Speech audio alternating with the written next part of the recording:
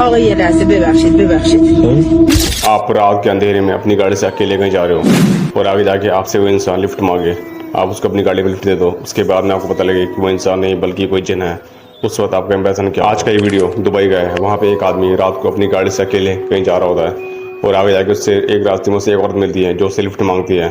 वो उसको अपनी गाड़ी में लिफ्ट देता है और लिफ्ट देने के बाद जब उससे बातें करता है, अपनी मुंडी घुमा के पीछे उससे बातें करने की कोशिश करता है, तब इसकी नजर उसके पैरों पर पड़ती है। उसके पैर किसी इंसान के नहीं बल्कि किसी जानवर के होते हैं।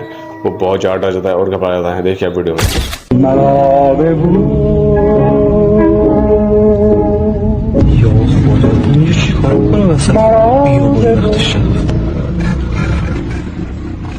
آقا یه لحظه ببخشید میشه منو تا یه جایی برسونید؟ تو رو خدا خواهش میکنم، التماست میکنم آقا منو تا یه جایی برسون، تو رو خدا.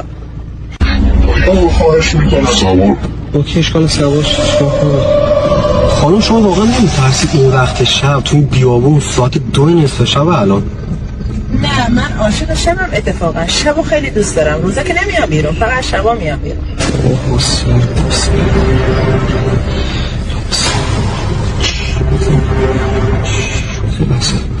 خانم ببخشید من یه کاری برام پیش اومده، اگه امکان داره من شما رو اینجا پیاده کنم سریعتر برم خونم. اشکال نداره که